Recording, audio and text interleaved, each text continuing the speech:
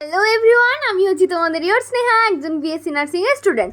গত দুদিন ধরে এত পরিমাণে বৃষ্টি হচ্ছে যে দোলমেলা দেখতে যাবো ভাবছি, কিন্তু আর যাওয়া হয়ে উঠছে না। তাই ভাবলাম কি করি এইদিকে দিদা বললো এই দেখ এখানে কিন্তু বিট আর গাজর অনেকটাই কিন্তু হয়েছে। তাই ভাবলাম এই বৃষ্টির দিনে একটু গরম গরম ভেজিটেবল চপ বানায়। আর এই দেখো এই পুচকির কাণ্ড দেখো, বিকেল বিকেল কিন্তু ও খেলতে চলে এসছে আমার ভাইয়ের সাথে, আর চশমাটা উল্টো দিকে পরে ভাবছে নিজেকে বিরাট কুল লাগছে। আর এইদিকে মশলাটা বানাবার জন্য নিলাম শুকনো লঙ্কা, গোটা তেজপাতা, জিরে আর এক টুকরো দারচিনি আর 3টে এলাচ।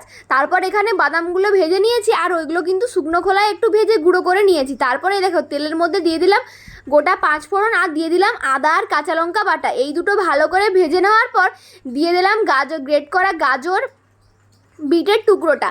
আর ওইদিকে কিন্তু আমি অলরেডি আলু সেদ্ধ করে রেখেছি, আর এখানে দিয়ে দিলাম অল্প করে নুন আর একটু করে হলুদ। আর সেদ্ধ করে রাখা আলুটা একদম দিয়ে দিলাম গাজর আর বিটটা সেদ্ধ হওয়ার পর। তারপর ভালো করে নাড়িয়ে দিয়ে দিয়েছিলাম বাদামগুলো আর পুরোটা গরম মশলাটা।